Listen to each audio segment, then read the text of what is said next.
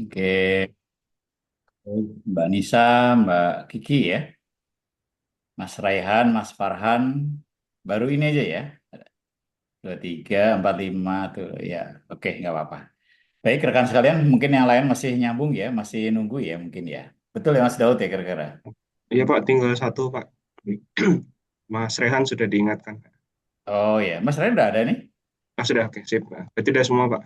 Oh ya, satu, Hmm. dua, tiga, empat, lima, 6. enam ya. Hmm. Oh kita hanya enam aja ya? Iya, Pak. Oh ya udah, berarti udah oke dah ya baik. Rekan sekalian, materi sudah saya berikan ya Mas Daud ya.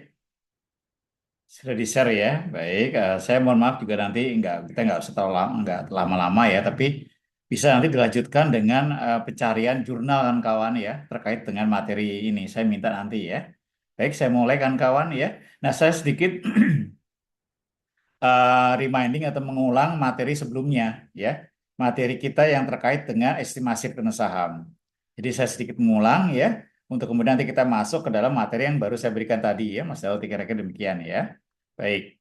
Eh, ini saya share dulu. Ini kelihatan kan kawan? Kelihatan ya, saya kira ya. Baik. Sudah Jadi Pak. kan kawan, eh, minggu lalu kita membahas mengenai aset pricing model, ya.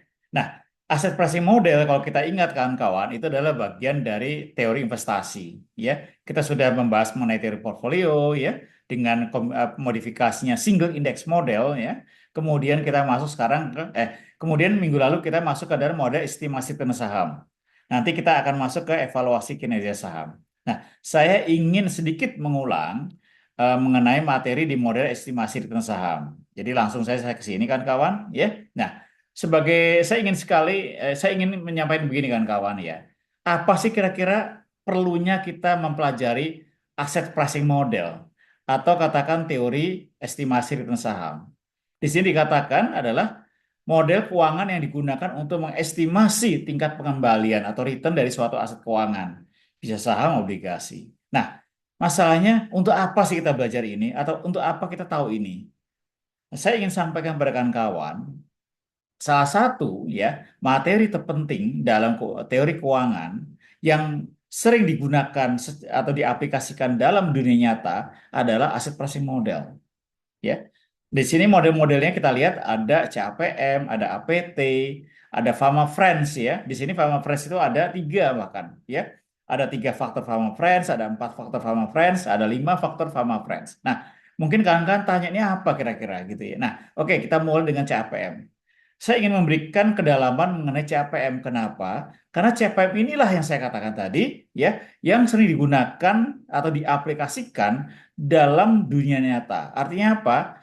Diaplikasikan dalam berbagai perhitungan estimasi return saham atau return proyek lah, return investasi ya. Bahkan digunakan bukan hanya saham obligasi saja, tapi juga dalam berbagai topik lain ya. Yang sebagai contoh saya katakan misalnya begini saja deh ya. Saya sudah sampaikan minggu lalu, tapi saya ulang lagi ya. Kalau kita mendapat usulan atau proposal, ada investasi bersama katakan, ya misalnya katakan ya pihak A kepada pihak B.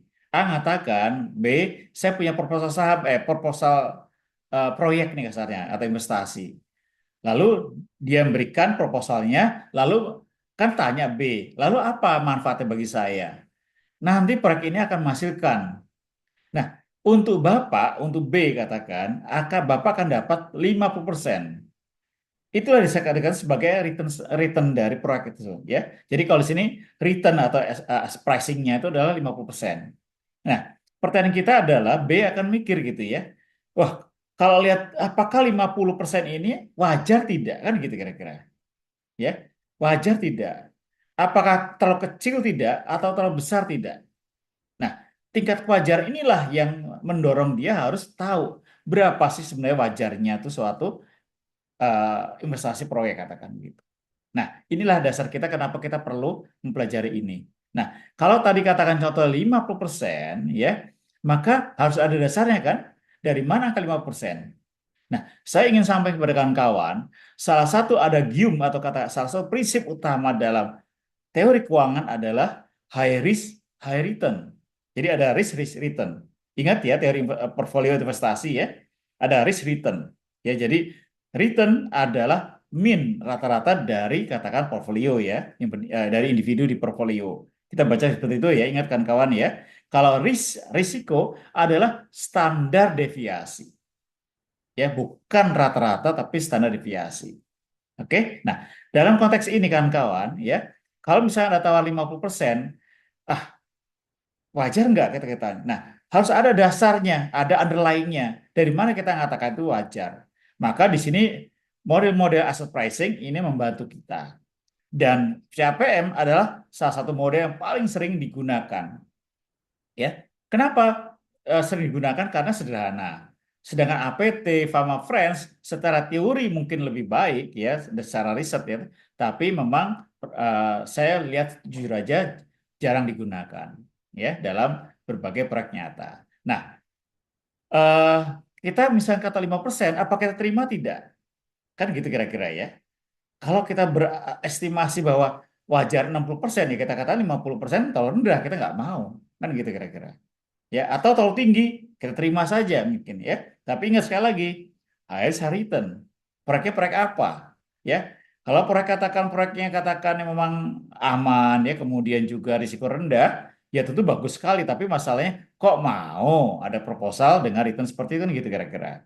Ya, nah inilah kan kawan ya yang mendasari kenapa kita perlu mempelajari aset pricing model. Oke, nah untuk CAPM ya dikatakan di sini ya saya langsung saja kepada formulanya ya itu ada tiga ya variabel yang jadi determinannya menjadi determinannya. Artinya apa? Estimasi return itu adalah fungsi dari tiga ini. Risk free rate, market risk dan market return. Ya. Kalau kita bicara market return ya, maka kita bicara dengan risk free rate kita bicara ada yang namanya premi risiko ya. Sedangkan market risk itu biasanya digunakan notasi beta. Ya, jadi estimasi return sesuai dengan formula CAPM ada fungsi dari tiga hal ini. Tapi secara rincinya itu adalah kalian bisa lihat di bawah sini ya. Jadi estimasi return adalah suatu besaran ya di mana merupakan penjumlahan dari risk free rate ya, return ya ditambah dengan suatu premi risiko ya dikali dengan beta market risikonya ya atau katakan tingkat sensitivitasnya. Inilah dikatakan fungsi dari CAPM. Ya, saya ingin katakan begini kan kawan. Jadi kalau misalkan risk free rate itu adalah suatu tingkat return dari suatu investasi yang bebas risiko. Ya, di Indonesia kita tahu ya biasanya gunakan SBI, Sertifikat Bank Indonesia, atau yang sekarang disebut dengan 7 days repo itu kan kawan. Ya.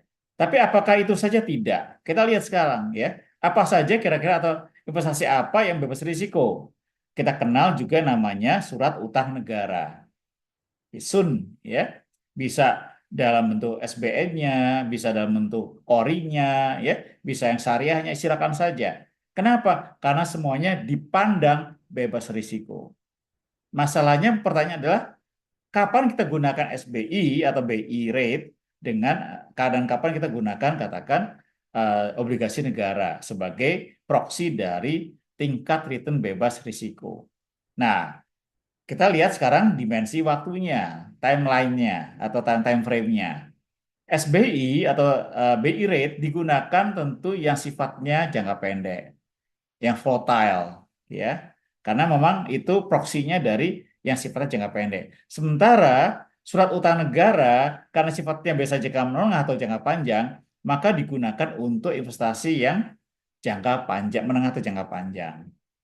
Misalnya apa? Proyek-proyek, ya. Kita tahu kan ya, ada proyek infrastruktur, ya, pembangunan jalan tol, pembangunan katakan instalasi listrik atau pabrik listrik katakan PLN atau katakan instalasi pengolahan air IPA atau WTP ya, water treatment plant ya di air minum atau pelabuhan, ya itu adalah infrastruktur. Itu jangka panjang, ya. Kita misalnya WUS ya kita tidak bicara politiknya kata WUS ya. WUS itu kan jangka panjang ya. Bahkan konsumsinya kan bisa lebih dari 100 tahun, ya. Nah, tentu ada, ya, harus ada parameternya atau ada underlying-nya. Itu gunakan obligasi negara, ya, bukan SBI, karena sifatnya jangka panjang, ya. Jadi risk free rate di sini adalah kita gunakan proksinya bisa BI rate maupun surat utang negara, ya. Kalau di apa di Amerika biasanya ada namanya Treasury bills dan Treasury bond, ya itu kira-kira. Ya, nah, sedangkan beta kita katakan yang sudah kan hitung, ya, adalah tingkat ini kan hitung ya nggak salah ya, Daud, ya, betul ya? Yang kemarin tugasnya kan beta, ya. Ya Pak, hitung beta Pak 2 sampel. Ya tahu kan, ya, tingkat sensitivitas antara sekuritas individual dengan pasar, ya. Sedangkan RM dan RF itu adalah premi risiko, ya, yaitu selisih antara return market dan risk free rate, ya. Oke, jelas ya. Nah, jadi sebenarnya gampang. Jadi misalnya gini katakan, ya, ada tawaran nih. Misalkan katakan Daud dapat tawaran, ya, proposal mau return investasi 7%. Ya kira-kira saja, ya. Risk rate-nya berapa? SBI berapa sekarang? Kita tahu ya sekarang mungkin sebenarnya pada 5,25%. Ya. Betanya berapa? Lihat kita jenis bisnisnya apa? Industri di mana industrinya? Ya. Lalu RM berapa? RF berapa? Nah, masalahnya memang kita tahu kan kawan, ya, tahun 2025 RM atau kata market return itu masih di atas 20% average-nya setahunannya, ya, tahun 2005, ya. Kita lagi booming lah kasarnya, ya, IASG. Karena RM ini menggunakan IASG sebagai parameter atau cara ngukurnya, ya. Tapi kalau kita 2026 katakan, kita bicara 2026 pasti negatif kan? Kita tahu kan sekarang kan drop sekali kan, ya, IASG, betul nggak? Siapa yang main di saham? Farhan apa Rudy, ya? Saya lupa. Apa Farhan main, ya? Kayaknya Serehan mereka Pak. semua main sih Pak, kayaknya sih Pak. Bukan main, ya. Memang anak-anak muda sekarang emang inilah, ya, berani semua, ya. Oke, baik, good, ya. Kita tahu, ya. Berapa loss-nya kan kawan Farhan sekarang? Floating 20% kali Pak. Nah, ya. 20% kan, ya, kira-kira, ya. Karena saya tahu saya antara waktu berapa masih awal bulan masih 18%. Sekarang saya udah 20%, ya. Loss-nya. Oke. Jadi RM dikurang RF. Jadi kalau misalnya katakan misalkan, ya, secara ekstrim kita gunakan RM-nya adalah katakan 2026, ya. Tadi let's say 20% minus, ya. RF-nya sendiri adalah berapa? 5,25.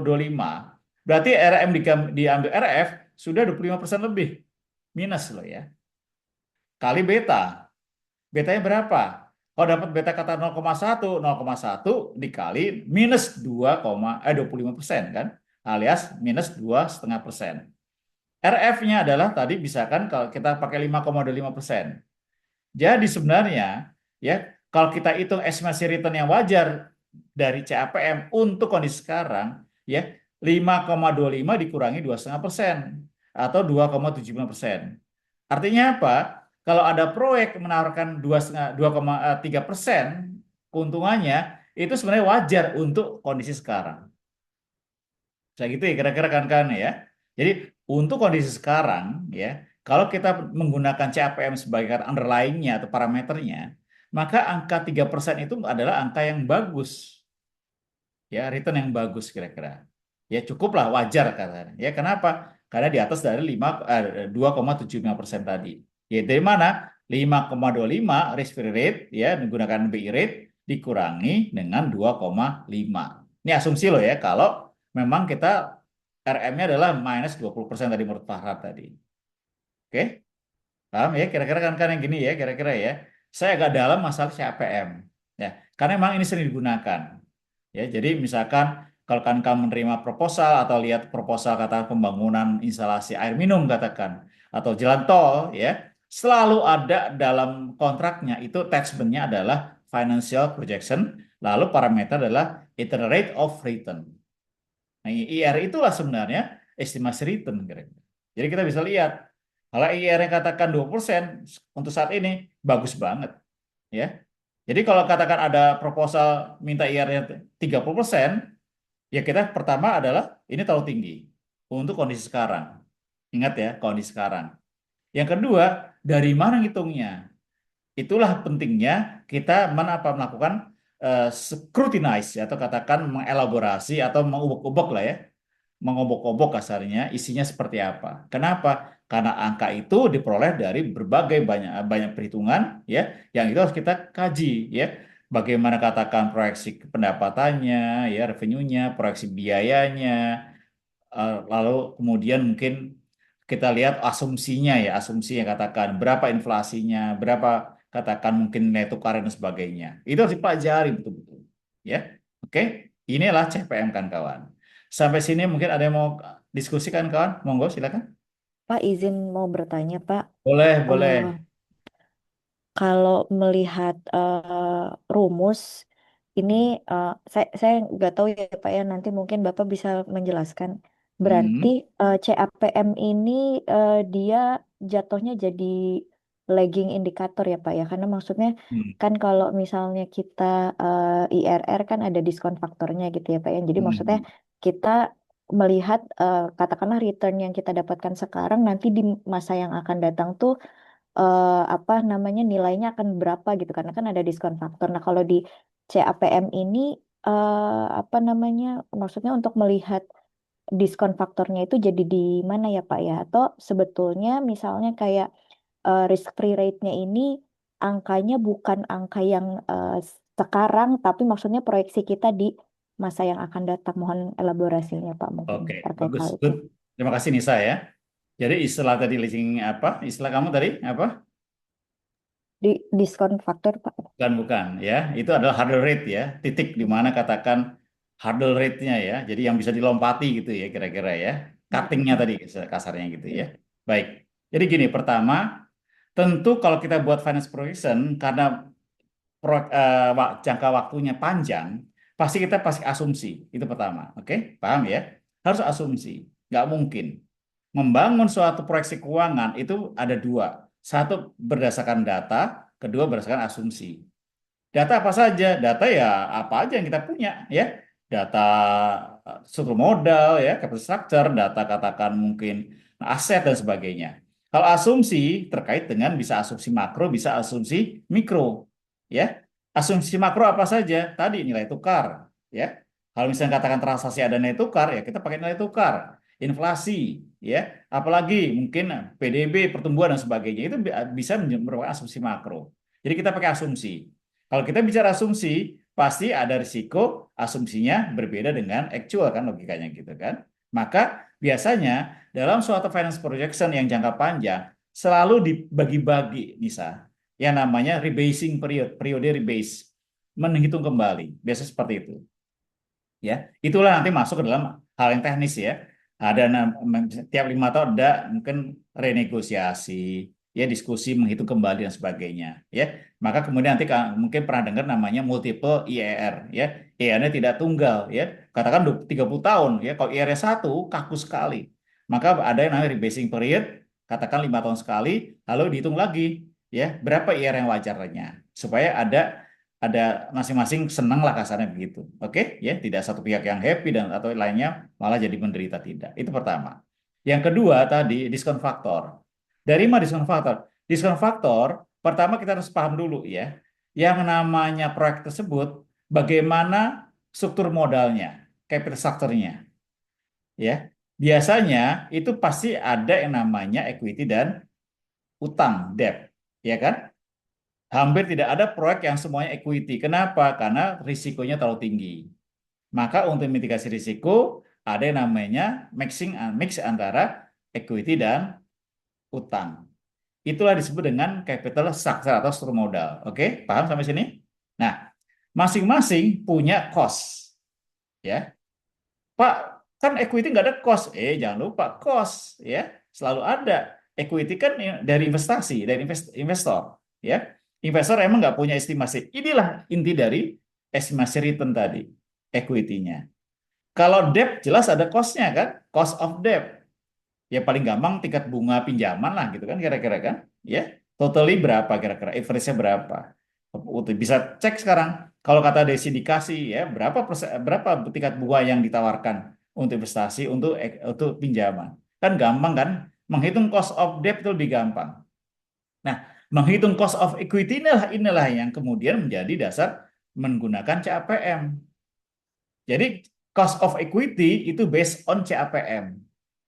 Karena apa? Karena itu estimasi return dari si investor.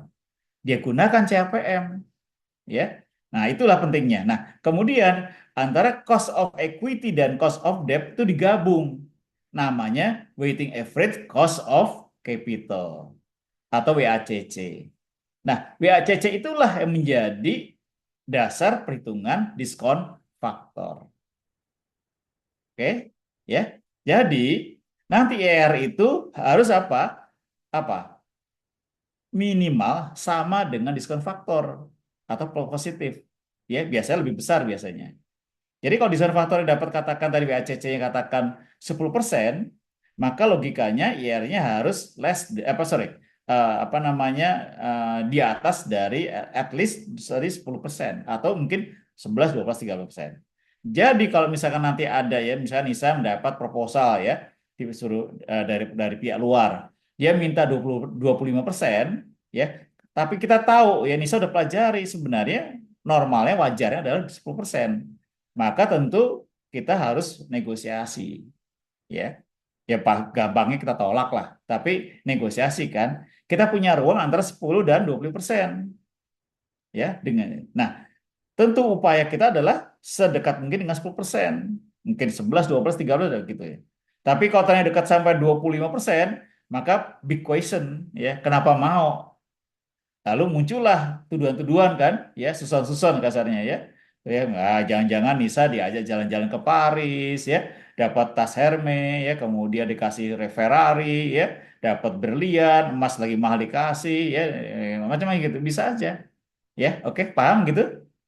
Paham ya? Paham, Pak. Ya, baik. Oke, Terima jadi kasih banyak, Pak, penjelasannya. jadi ada namanya tadi ya, dari adalah cuttingnya tadi adalah harder rate-nya, harder rate-nya. Nah, itu adalah diskon faktornya ya yang berbasiskan WACC. WACC dari mana? Cost of debt dan cost of equity.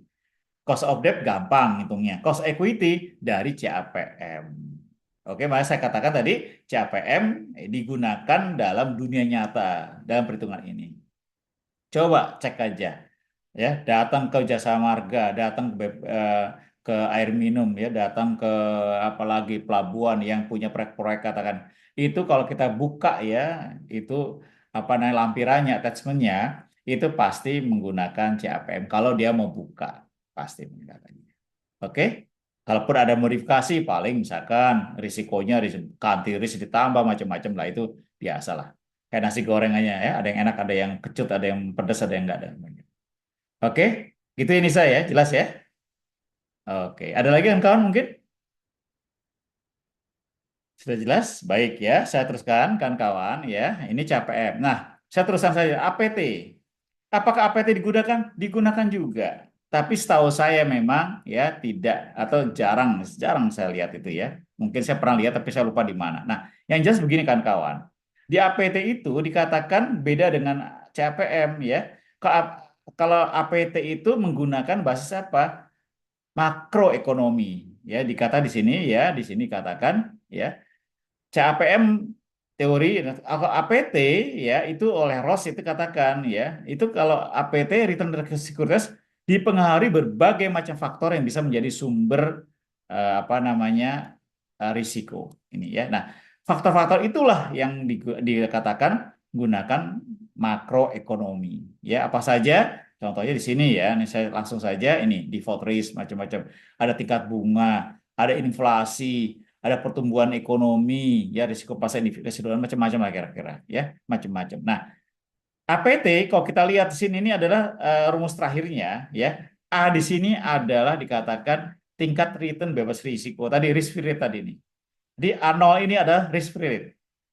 Beta ini adalah B1, B2 dan sebagainya adalah sama juga dengan apa yang kita paham mengenai beta, tingkat sensitivitas, tapi apa? Dengan makroekonomi, ya. Jadi apa tuh? Misalkan ya, dengan katakan inflasi, dengan katakan mungkin, nah itu tentu ada nanti cara ngitungnya beta untuk apa namanya hitung beta untuk hal seperti ini ada, ya. Katakan ya, bagaimana tingkat sensitivitas antara apa tadi ya? revenue estimasi return tadi dengan misalkan makro dengan inflasi ya, dengan katakan mungkin tingkat bunga dan sebagainya. Oke, ya. Itu ada B1, B2 dan sebagainya. Oke. Nah, ini adalah APT kan kawan, ya. Oke. Nah, selanjutnya kan kawan, saya lanjut cepat aja ya. Nah, ini kemudian ada Fama Friends, ada model Fama Friends. Saya sebenarnya ingin menyampaikan, kalau kan buat tesis ini itu gampang banget, enak banget ya. Kenapa? Karena datanya ada, ya. Nggak perlu data primer lah kasarnya ya. Data sekunder udah jadi. Tentu tidak hanya hitung kita ya, tapi ingat ya kan tesis. Jadi tidak hanya katakan what, tapi why, kenapa. Tinggal why-nya itulah kita perlu katakan analisis sintesisnya. Ya, jangan lupa ya tesis itu isinya apa? Not merely analysis ya, tapi harus sintesis. Ya, ngerti lah. Nah, saya sekarang gini, model 3 misalnya gini ya, saya pernah lihat ya berapa kali ya membimbing itu ada perhitung estimasi return saham menggunakan komparasi antara katakan CAPM, APT dan 3 model Fama Friends gitu. Itu jadi tuh tesisnya ya. Atau eh, analisis estimasi return saham ya dengan membandingkan katakan 3 Fama Friends, 4 model dan model 5 model bisa aja gitu. Nah, sekarang saya mulai 3. Kalau 3 di sini, kalau kita kan lihat ya, hampir sama format dengan CAPM. Selalu dimulai dengan risk free rate di sini. Ya. Tapi kemudian ya ditambah dengan variabel lain yaitu apa? Di sini ingat ya, kalau beta tetap saja ya, beta kan tahu ya, beta ya. Jadi beta di sini sama juga yang kita pahami, lalu selalu ada yang namanya premi risiko nih, RM dikurangi RF, ini premi risiko namanya kan kawan. Lalu ada, nah ini tambah ini adalah satu faktor nih, faktor adalah premi risiko, ya. Kemudian faktor kedua adalah SMB, small minus big, ya. Lalu faktor ketiga adalah high minus low. Kan bingung ya, kok small minus big bukan big minus small ya. Small ini kita kata di sini ya, di sini ada istilahnya ya, kalau kan kalian lihat ya di sini sorry, bentar. Sorry. Oke, ini nggak kelihatan ya. Ya, jadi small di sini adalah premi ukuran yaitu kelebihan imbal hasil portfolio saham berkapitalisasi kecil atau small cap namanya dibandingkan dengan portfolio saham berkapitalisasi besar. Ingat, bukan jumlah sahamnya loh ya atau bukan nilainya, tapi imbal hasilnya, returnnya. Nah, di sini saya tambahkan di yang kedua tadi, mohon maaf ya, ini mungkin saya lupa apakah sudah saya masukkan servisi di materi yang saya berikan ya. Di sini dikatakan saham berkapitalisasi kecil atau small cap cenderung memberikan return yang lebih besar daripada saham berkapitalisasi besar atau large cap. Karena punya ruang tumbuh yang jauh lebih luas, dia lebih lincah ya, lebih apa namanya istilahnya lincah tuh ya. Kemudian juga biasanya kalau saham-saham yang kapitalisasi kecil itu memberikan gimmicks kepada investor dalam bentuk apa apa namanya return yang besar, lebih besar daripada katakan saham-saham yang kapitalisasinya besar. Ya untuk apa misalkan kalau kayak Unilever, kayak bank-bank itu memberikan katakan return besar untuk apa dia? Orang pasti nyari sendiri. Kenapa? Karena biasanya lebih aman. Ya, jadi sebenarnya kembali konsep kepada high return, high risk, low return, low risk. Oke, jadi muncul istilah small minus big. Oke, ditambah juga dengan high minus low. Nah ini apa? Ini kan baca nih premi nilai, kelebihan imbal hasil saham nilai atau value stock dikatakan disebut high value stock itu. Ya, dari mana? Hitung-hitungnya dari rasio book to market. Ya, disebut BMR ya, book to market ratio ya. Dibandingkan dengan yang growth stock yang biasanya apa? Book to marketnya rendah biasanya. Oke, ya. Jadi cara ngitung detailnya kan cari sendiri lah ya. Saya kan bukan ngajarnya satu ya, gitu ya. Jadi ini yang dikatakan 3 faktor Fama Friends. Ya. Jadi pertama adalah premi risiko sendiri ya. Ada risk related di sini, kemudian ada small minus big, ada kemudian high minus low. 3 faktor nih. Oke.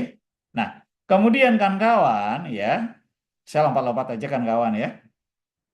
Nah, selanjutnya ini Mark Carhart ya tahun 97 ini kemudian memodifikasi model Fama Friends menjadi 4 faktor kan kawan.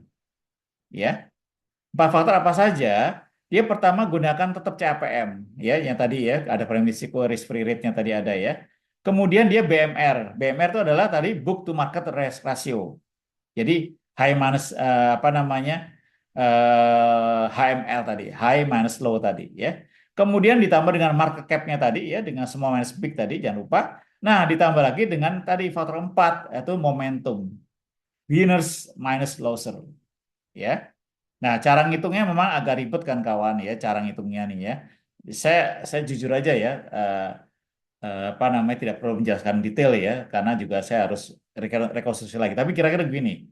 Jadi kita punya portfolio kan kawan ya. Lalu kita bagi ya, mana yang kapitalisnya besar, mana yang kecil. Biasanya dipakai average ya, mean ya. Di atas mean itu yang besar ya, yang besar kemudian di bawah itu kecil. Nah, kemudian apalagi ya? Kemudian nanti yang apa sebentar ya, saya agak ini ya kan kawan ya, bentar. Nah, agak lupa saya. Nah, kemudian jadi dibagi ya, dibagi. Sorry, sorry.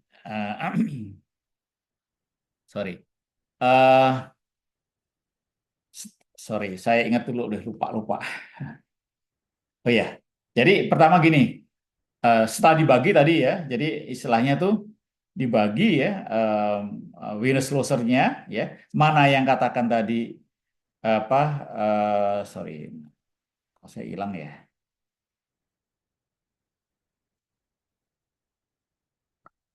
Sorry kawan-kawan ya, hilang ya. Ya Pak, nggak jadi ke show screen lagi Pak. Ya. Oke, ini udah kelihatan kan kawan? Sudah Pak. Oke, baik ya. Jadi ini ya, jadi apa namanya winners, jadi keempat ya satu ya. Tadi yang CPM tadi yang pertama kayak yang 3 tadi kan kawan ya. Tapi kemudian oleh si Kahrat ini ditambah dengan momentum. Momentum itu winners minus loser ya. Dari mana? Itu artinya di sini dihitung ya. Return dari equal weighted average of the 50% highest performing stock minus the return of equal weighted average dari 50% lowest performing stock. Jadi dibagi dua tadi ya. Ada cari min-nya, kemudian ya dari yang highest, yang tinggi itu 5%. Sedangkan dari yang tadi yang di bawah ya, yang loser itu 5% juga dihitung tadi. Ya, jadi nggak semuanya ya. Ini kemudian dibandingkan. Itu momentum dikatakan ya, winner minus loser. Untuk detailnya kan nanti cek lagi ya. Saya agak lupa-lupa jujur aja ya gitu ya, cara ngitungnya ya. Nah, yang berikutnya kan kawan ada 5 faktor. Nah, tambah lagi nih 5 ya, 5 lagi. Nah, 5 itu apa? Ternyata yang di momentum itu nggak ada di sini ya. Tetap saja ada CAPM tadi ya, yang tadi Kang lihat ya, kayak apa namanya risk free ditambah dengan tadi premi risiko ya kali beta. Ada ini BMR ya, book to market ratio atau high minus low. Ada market cap tadi small minus big. Kemudian momentumnya nggak ada ya, tapi kemudian ditambah oleh profitability dan investment. Ya. Nah, di sini ada 2 nih tambahan. Jadi 5, 1, 2, 3, 4, 5. Ya. Ini kalau tadi yang kedua, yang ini oleh Cahat ya, yang 4 ini sebagai modifikasi dari Fama Friends yang 3. Kalau yang 5 ini kembali oleh Fama Friends ini. Dikatakan ya update their model to include 5 factor. Ya. Jadi dia tidak menggunakan momentum oleh Cahat tadi, tapi profitability dan investasi. Nah, profitability itu dari robust minus weak profitability. Nah, hitungnya setahu saya juga gitu ya. Dibagi dulu tuh 2 ya. Langkah-langkahnya juga ada ya. Langkah-langkahnya tuh kemudian nggak salah ada yang robust itu yang 30% paling tinggi, 4% yang menengah ya, kemudian 3% yang paling bawah ya. Hitung-hitungannya mohon maaf ya kan ya. Saya harus buka-buka lagi ya, gak lupa saya ya detailnya ya. Tapi seperti itu kira-kira ya.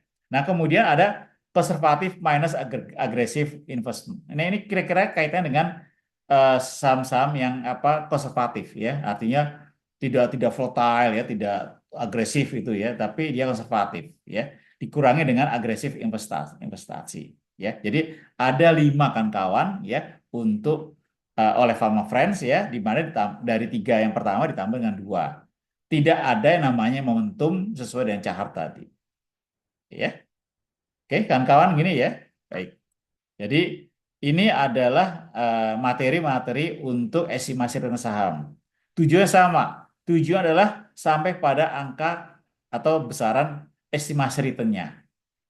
Ya, sekali lagi, tujuan adalah sampai pada estimasi return sebagai yastik atau katakan benchmark berapa return yang wajar yang akan kita jadi patokan.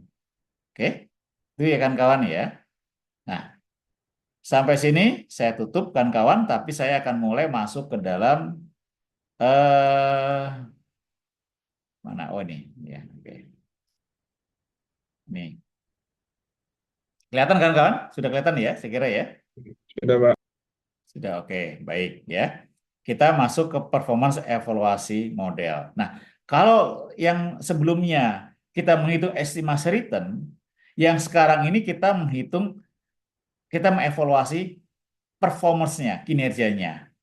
Ya, jadi kita lihat kinerja bagus nggak kira-kira.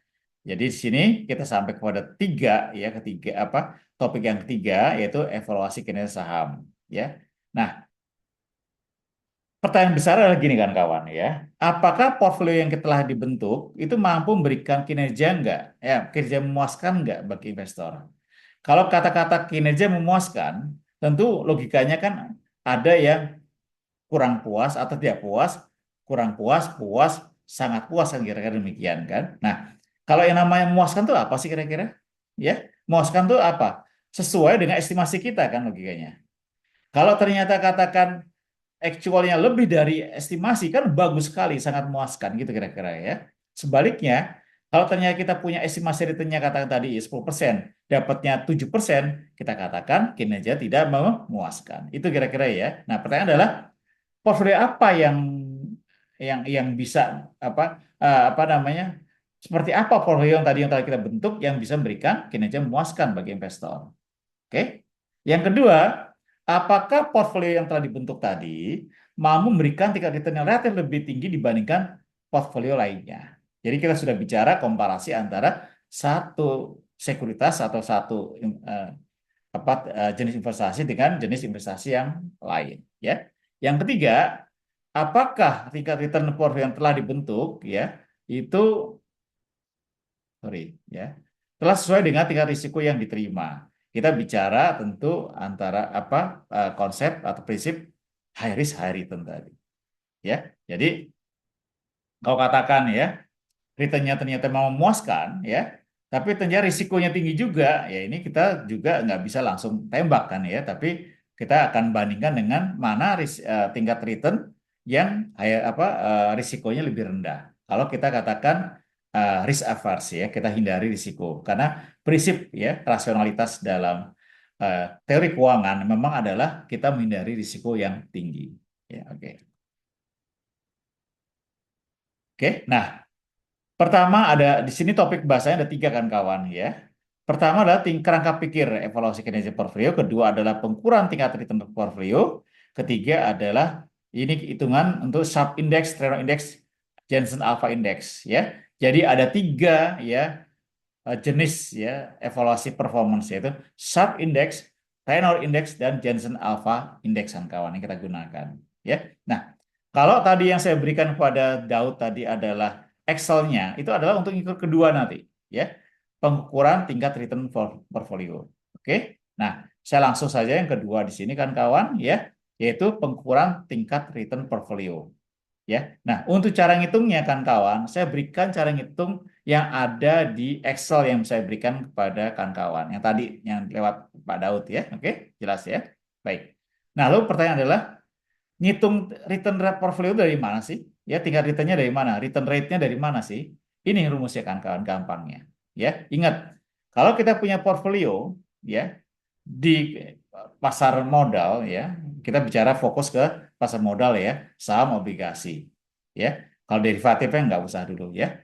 Kita ke saham obligasi, khususnya saham aja. Makanya nama return kita ada dari mana? Dari satu dividen. Ya, karena kita punya saham, kita pasti dapat dividen logikanya. Kan juga pemain juga ya, saya kira nggak perlu jelaskan ya. Tapi di samping itu kan juga ada namanya apa? Capital gain. Oke? Ya. Nah, jadi return saham kita adalah dividen tambah capital gain ya dibandingkan dengan tadi harga belinya kita kan gitu kira-kira. Oke? Itu ya. Saya teruskan. Nah, kemudian kan kawan dikatakan gini ya bahwa walaupun metode tersebut sederhana tapi mengandung kelemahan. Karena apa? Hanya sesuai dengan portfolio yang statis, yaitu portfolio yang tidak mempunyai aliran kas keluar maupun masuk dari investor. Ya, jadi kita punya diam aja udah gitu aja dah, ya simpen aja. Ya, jadi betul-betul fundamentalis banget gitu ya. Kita simpen aja. Kita punya yang bagus, kita simpen aja. Ya. Tapi bagaimana kalau portfolio katakan dia punya aliran kas, cash flow-nya, ya ada beli jual dan sebagainya. Maka di sini ada dua pengukuran ya, yaitu time weighted rate of return dan dollar weighted rate of return ya. Kata-kata dolar ini sebenarnya mengacu pada nilai tukar ya. Jadi kalau di kita ya mungkin ya rupiah dolar ya, rupiah weighted rate of return ya. Di sana kan dolar weighted rate of return. Oke. Jadi ada dua ya, TWR dan DWR. Ya, oke. Di sini ada persamaan dan perbedaannya ya terangkan ya.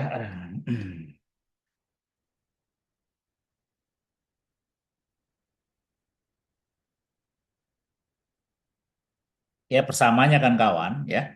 Keduanya bisa digunakan untuk menghitung return portfolio. Dua-duanya valid lah ya. Kemudian nah ini ya, kedua adalah metode yang perhitungan yang valid. Jadi dua-duanya bisa digunakan menghitung return dan dua-duanya adalah valid. Oke. Bedanya DWR, dollar weighted rate of return, lebih sesuai digunakan oleh investor karena bisa menjawab berapa besar return yang akan diterima investor.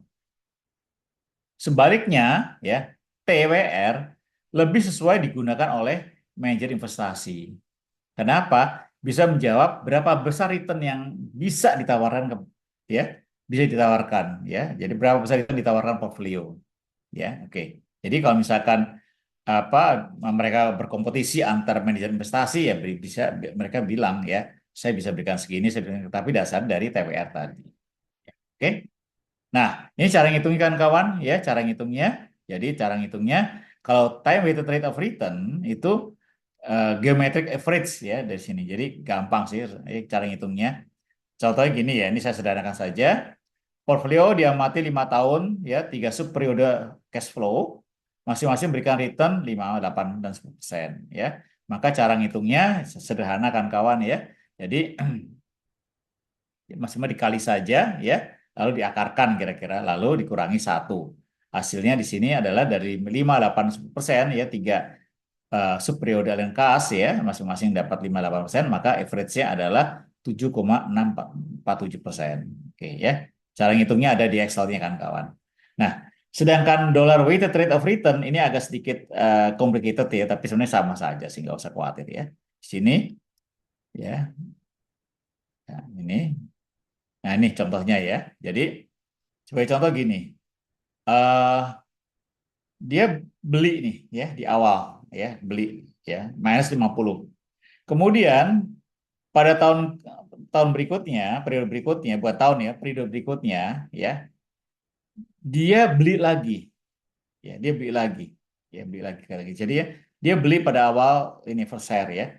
Lalu kemudian dia beli lagi ya, tapi harganya 53. Nah, 53 beli share yang kedua, tapi yang pertama karena sudah lewat satu periode, asumsinya satu periode ya, ini tahun lagi ya, maka dia berhak atas dividen. Jadi dia harus dividen. Jadi secara cash flow pada waktu yang pertama nol ini dia keluar uang 50, tapi yang kedua dia keluar uang hanya 51 bukan 53. Kenapa? Karena net cash flow-nya adalah 53 dikurangi 2, 51. Ya. Lalu tahun ketiga kan kawan atau periode yang ketiga setelah pembelian atau tahun keduanya 0, 1, 2 ya, 3 ya. Ini dia dikatakan ya karena dia punya dua apa namanya share di sini punya stok ya, maka dia juga punya hak dividen yaitu $4 katakan di sini asumsinya ya. Lalu apa? Di sini dia juga terima uang 108, dia jual 54. Untung ya. Jadi dia dapat 108 dari hasil penjualan tapi juga dapat 4 dolar dari apa? Karena dia punya apa namanya punya dividen udah periodenya udah memenuhi ya, itu ya ada cum date-nya udah dicapai lah kira-kira gitu ya. Oke. Ini nah sekarang berapa ya apa namanya tingkat apa namanya return-nya, maka dapat angka kawan-kawan seperti ini ya. Sorry kalau saya lupa nih.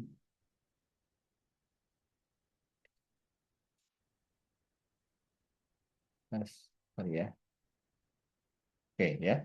7,117. Saya jujur aja kan kawan ya.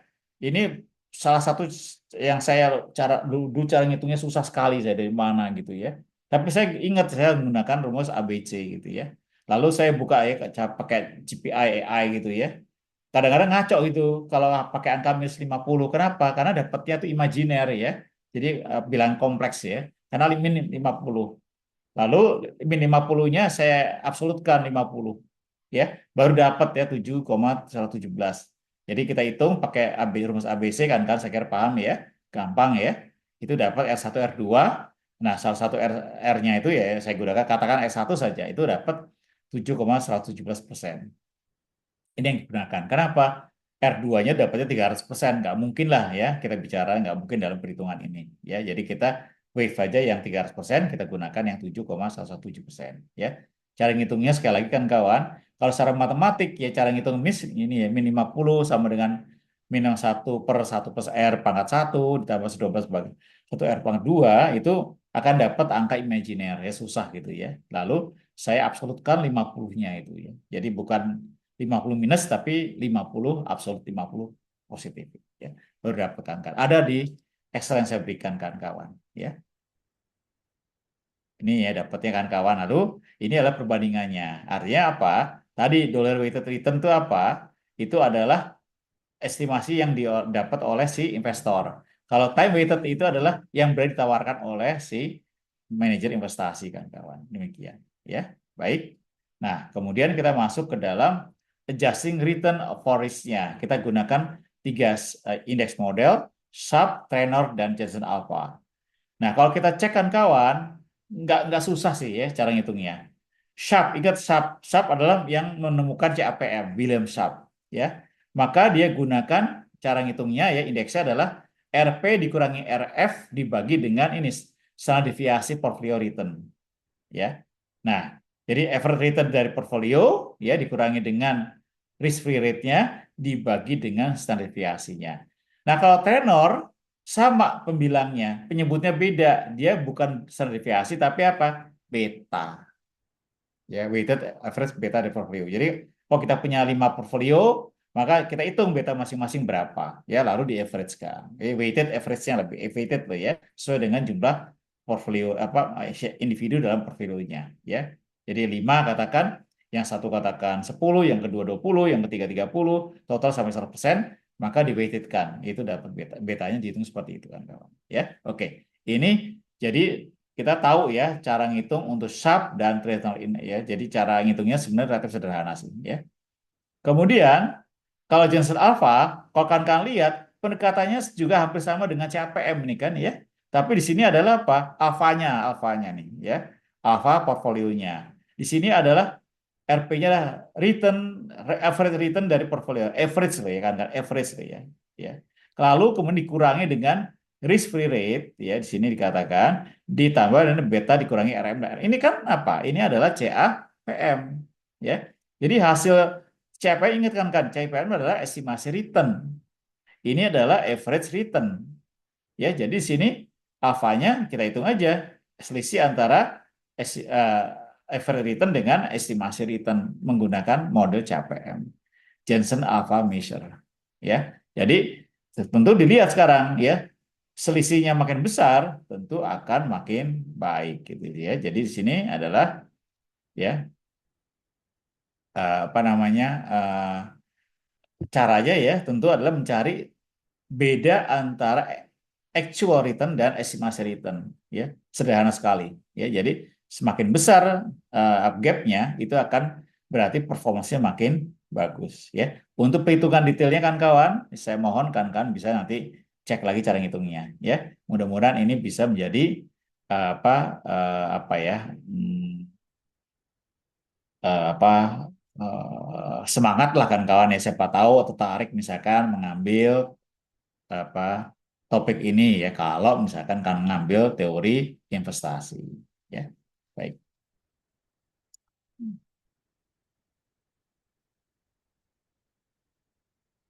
Oke ya, hampir pas kan ya sesuai dengan target saya ya, 8 seperempat. Sampai sini kan kan ada yang mau bertanya kan, silakan, mungkin mungkin boleh. Udah boleh ngantuk lo? Iya Ruth, wis ngantuk Ruth, kata wis ngantuk awakmu iku, ya. Besok Sabtu loh ya. Atau Kiki mungkin? Ki? Ya, Raihan? Ya, ya. Farhan, gimana Farhan? Aman, Dan Pak. Aman. Aman Aman. apa? Aman ngantuk loh ya. Pak Hendro Enggak, boleh Pak. nanya Pak, Oke, Saya oke, mau... Ruth. Oh Gimana, ya. Ruth? Oh ya, Mas Daud kalau boleh. eh, kalau untuk kita pengguna retail gitu, Hmm. berarti sebagai investor ya, berarti lebih pas pakai DWR betul ya Pak ya. Cuma tadi perhitungannya susah ya. Saya ini lagi nanya AI juga Pak, penjelasan lebih detail contoh kasus DWR. Tapi betulkah Pak kalau untuk kita pemain kecil-kecilan retail gitu ya pasnya pakai metode DWR berarti. Karena kita bukan manajer investasi ya. Ya, itu kan sudah teori seperti itu ya. DWR itu cocok untuk investornya gitu ya. Sedangkan TWR cocok untuk manajer investasi. Kan sekali lagi tanya, berapa return yang akan saya dapat kalau saya investasikan gitu kira-kira. Ya, jadi benchmarknya gitu ya, benchmarknya. Kan ini sebenarnya konsepnya adalah menghitung returnnya kan ya. Oke ya. Sedangkan nanti tema kita akan fokus pada evaluasi kinerjanya gitu ya. Jadi itu aja sih kira-kira ya. Oke. Apa lagi? Pak, mau tanya boleh, Pak? Boleh kan? Kalau kalau yang pencarian beta itu, Pak, kalau Hmm. di Excel itu kan ada composite tuh, Pak. Composite-nya itu berdasarkan composite IHSG kah atau composite yang lain ya, Pak? Soalnya eh, ada beberapa emiten yang nggak ada nilai betanya gitu, Pak. Di Yahoo Finance kemarin sih udah dicek gitu, makanya saya coba ganti. Itu sih, Pak. Ya, oke. Istilah composite itu kan lebih ke apa harga saham gabung IHSG itu kan, ya, ya kan? Ya, Oh iya jadi betul. kita lihat beta itu apa sih? Beta kan tingkat sensitivitas antara sekuritas individual dengan sekuritas yang composite tadi kan ya. Composite pasti apa? Dari mana ya? Dari IHSG gitu. Kayak pasti dapat angkanya kan gampang kalau tadi. Jadi bukan beta composite yang bukan, tapi cara ngitungnya. Karena kan sebenarnya Hmm. kan covarian antara individual tadi ya, kita hitungnya ya dengan apa namanya composite ya. Ya proksinya adalah IISG. Betanya beta individu ya. Beta individu bisa individu bahkan bisa industri juga sebenarnya ya. Tapi karena Hmm. individu tersedia ya udah kita pakai individu saja kan. Karena kalau kita punya portfolio kan portfolionya kan individu kan, ya kan, bukan portfolio industri. Portfolio katakan ya punya BCA, punya Mandiri, punya Antam dan sebagainya kan individu semua. Ya, memang betul ya. Memang kadang ada individu yang tidak punya betanya betul ya. Karena tidak tersedia gitu ya. Karena kan beta dihitung dengan ini ya, bisa dan mereka dari datanya apa mungkin mereka nggak ada data gitu ya. Yang saya katakan tadi ya, kenapa kok katakan beta yang misalkan dari Yahoo Finance beda dengan Reuters ya? Dengan hitungan kita Excel ya, kenapa beda? Ya karena tadi ya ramuannya itu ya. Kita tahu cara ngitungnya jelas gitu ya.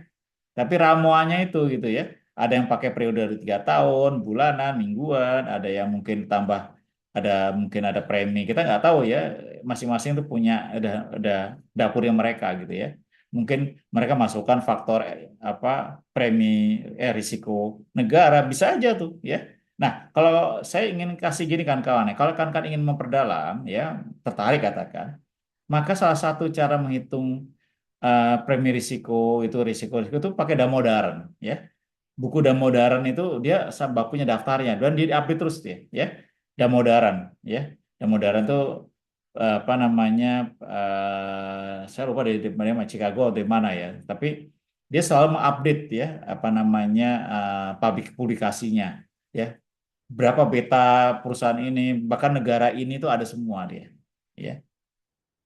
Oke, gitu kan kawan ya, kira-kira ya. Ada lagi kan mungkin? Kalau nggak ada, saya tutup ya kawan-kawan ya. Saya izin ya. Terima kasih kawan-kawan ya. Wassalamualaikum warahmatullahi wabarakatuh. Waalaikumsalam Waalaikumsalam warahmatullahi warahmatullahi wabarakatuh. wabarakatuh. Saya Terima Terima kasih pamit Pak ya. kasih Pak Terima kasih, Indro. Oke, Pak. sama-sama. Ya, Terima kasih Pak terima Indro. kasih Pak.